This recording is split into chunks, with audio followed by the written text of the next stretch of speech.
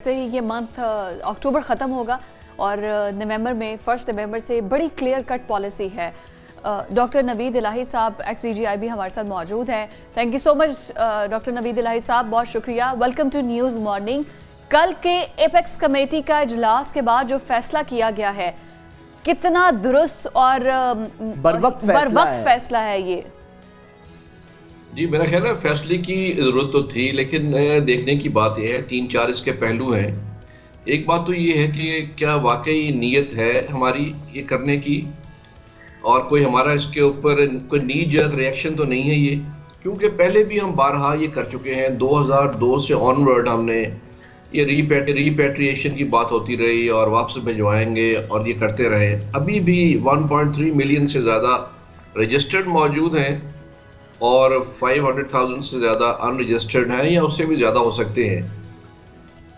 लेकिन हम ये देखते हैं कि इन लोगों को यहाँ पे पनाह तो ठीक है अपनी जगह, वो हमारा एक बनता भी था कि ह्यूमन राइट्स के हवाले से, लेकिन आप ये देखें कि यहाँ पे शनाख्ती कार्ड, पासपोर्ट, यहाँ पे पुलिस प्रोटेक्शन, वो हमारे बददियानत जो एहलकारान हैं उनकी वजह से पॉसिबल हुआ। तो पहले तो ये सीरियसनेस होनी चाहिए कि वाकई वी मीन बिजनेस, कि इस दफ़ा हमने उनको निकालना है। दूसरा ये आप देखिए कि यहाँ पे दोबारा रिश्वत का बाजार तो नहीं गर्म हो जाएगा कि वही अनासर, वही एहलकारान जो इनको फैसिलिटेट करते रहे हैं, उनके रेट बढ़ जाएं और उनको वो फैसिलिटेट करना शुरू कर दें। और तीसरी बात ये है कि बहुत बड़ी तादाद है जिस पे मैंने जो देख रहा था कि एपेक्स कमेटी ने कहा कि उनको हम निकालेंगे, जो अनरजिस्टर्ड है, जो तलाश करना पड़ेगा, DNA होगा, आप हमें इन्फॉर्म करें इनकी प्रॉपर्टीज के बारे में। तो इट्स अ लॉन्ग हॉल।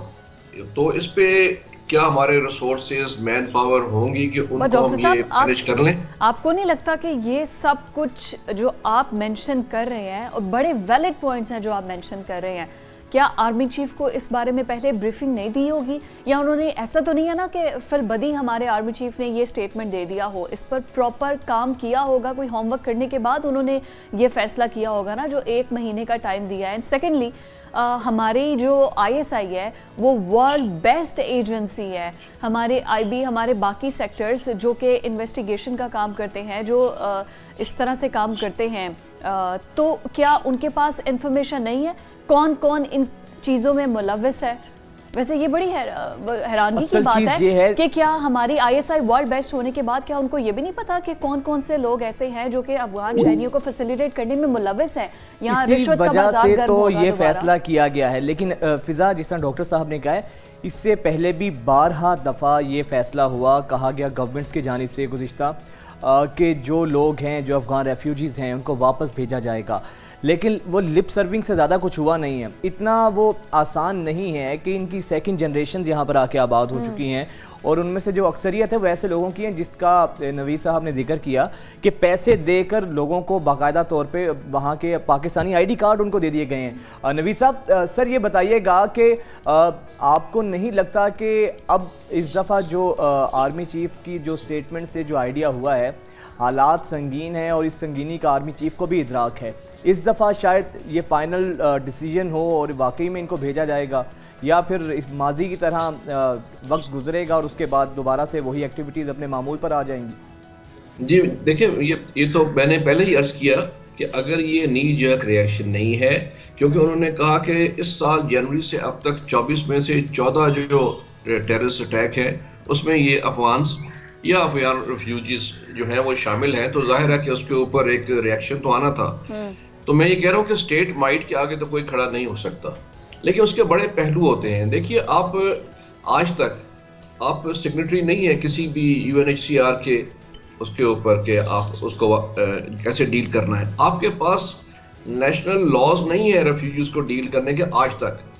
आपने 2013 में शायद एक पॉलिसी बनाई, अफगान रेफ्यूजी पॉलिसी, लेकिन वो कहीं इम्प्लीमेंटेशन नहीं हुई। तो आपको जब ये तरीक़ेकार तय करने होते हैं, अगर सस्टेनेबल आपने एक्शन करना है, तो आपके पास पॉलिसी और आगे लॉज और रूल्स होने चाहिए कि इस तरह हमने हैंडल करना है।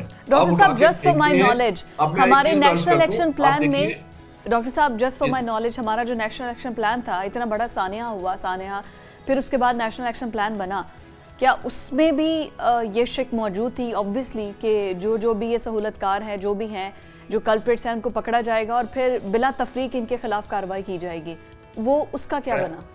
जी, मैं एक फैक्ट के बाद इस पर मैं बताता हूँ आपको। देखिए, आप ये जब तालिबान हुकूमत आई है दोबारा 2021 में, उसके बाद कम से कम 2.5 लाख मजीद रेफ्यूजीज यहाँ पे पाकिस्तान में आए हैं।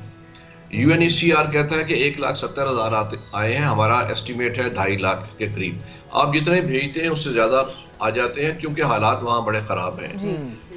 तो इस चीज़ को तो आप जो ग्राउंड रियलिटीज़ हैं वो सामने रखनी चाहिए, आपके अपने जो तरीक़ेकार हैं उसको सामने रखना चाहिए, अपने रिसोर्सेज शुरू से ही आपने बजाय इनको कैंप्स में रखने के सारे शहरों में स्कैटर्ड है। लाहौर जैसे शहर के Gulberg, heart of the city, वहाँ पे 10,000 अगर अफगान रिफ्यूजी रह रहे हों तो आप उससे अंदाजा कर लीजिए कि वो यहाँ पे किस। लेकिन किस सर अब तो ये आलम हो चुका है, पूरे लाहौर में इतनी इनकी स्ट्रेंथ है, आप इनसे कोई हल्का सा कोई मसला हो या किसी तरीके से करके देखें, कानून तक इनके आगे सरेंडर कर देता है। इवन मैं लाहौर की बात कर रहा हूँ सर, इतने मजबूत हो चुके हैं। सर इससे ज्यादा आपको नहीं लगता कि पॉलिटिकल विल की जरूरत है? हमारी कुछ पॉलिटिकल पार्टीज ऐसी हैं जिनके स्टेक्स इनसे वाबस्ता हैं और इस राह में सबसे बड़ी रुकावट भी वो हैं, तो पॉलिटिकली कैसे इनको टैकल किया जाएगा? देखिए, मैं समझता हूँ कि पॉलिटिकल विल हो तो तमाम काम हो जाते हैं। ठीक है, आपकी रिसोर्सेज मैन पावर के मसाइल हो सकते हैं, अगर सस्टेन्ड एफर्ट हो, एक स्ट्रेटजी के तहत आप काम करें तो स्टेट माइट के सामने तो नहीं खड़े हो सकते। आपका ये अगर ये सीरियस है और ये इसको परसू करेंगे, जो लग रहा है कि करेंगे, तो आप इसको मैनेज कर लेंगे। लेकिन इसमें दूसरा पहलू भी रखना चाहिए कि लोगों से ज्यादती ना हो जाए। जो लोग यहाँ पे रह रहे हैं उनकी फैमिलीज, आगे बच्चों के बच्चे भी हैं, थर्ड जनरेशन है, सेकंड नहीं है, थर्ड जनरेशन भी है, तो उनको भी कोई नेचुरलाइजेशन का तरीका भी होना चाहिए, कोई रजिस्ट्रेशन का तरीका होना चाहिए। जिनको आपने देखें, यहाँ पे तो अफगान रिफ्यूजीज तो हैं और बड़े बांग्लादेशी मौजूद हैं, बर्मीज मौजूद हैं, इवन ईरानी जो है उन्होंने पासपोर्ट आपके लिए हुए हैं, क्योंकि पासपोर्ट तो आपके 5-10 हज़ार में बेच देते हैं। यहाँ के जो बदयानत लोग हैं शनाख्ती कार्ड बेच देते हैं, तो उनको भी रोकना बहुत ज़रूरी है। सबसे पहले मैं तो हमेशा कहता हूँ कि जब आप उंगली बाहर अंगुश्त नुमाई करते हैं तो पहले set your house in order. आप ठीक होंगे तो सारे मसाइल ठीक हो जाएंगे।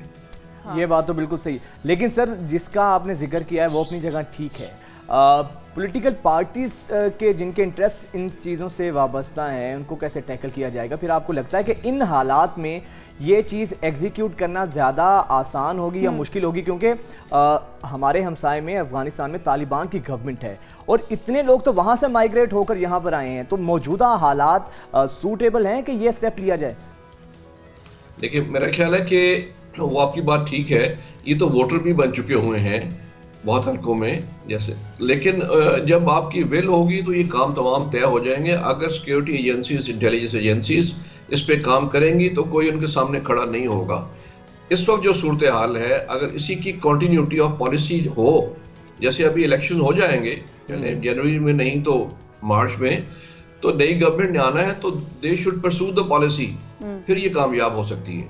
अगर आप अपनी देखते रहे political. Thank you so much doctor Naveed Elahi साहब हमारे साथ मौजूद, और आई थिंक कंटिन्यूटी बड़ा ज़्यादा ज़रूरी है। अगर आपने ये फैसला कर लिया है कि बिला तफरीक ऐसे लोगों के खिलाफ अब कार्रवाई की जाएगी या उन्हें कह दिया गया है कि वो मुल्क छोड़कर चले जाएं, तो फिर एट दी एंड जब कंटिन्यूटी होगी और इस पर मुकम्मल तौर पर अमल दरामद होगा, इन हाउस भी और ये जो अफगान शहरी हैं या बर्नीज़ हैं या ईरानीज़ हैं, जो भी हैं, इनके खिलाफ भी जब इंक्वायरी होगी, कार्रवाई होगी और वापस इन्हें अपने मुल्क भेजा जाएगा। आप ये देखें, पाकिस्तान के अंदर ऐसा है, बाकी ममालिक में तो ऐसा नहीं है ना। बाकी ममालिक में भी तो जो गैर मुल्की हैं उनके खिलाफ कार्रवाई होती है, अगर वो कितने सालों से भी गैर मुल्की रह रहे हैं, उनके पेपर्स नहीं बनते। सबसे पहले पाकिस्तानी नेशन है, हमारी कौम है और हमारा पीस अगर दाव पर लगता है तो हमें हर वो नेशनलिज्म सबसे फर्स्ट प्रायोरिटी होनी चाहिए। हमें हर वो इकदाम उठाना चाहिए कि जिससे हमारे मुल्क में पीस बहाल हो सके। दोबारा हाजिर होते हैं।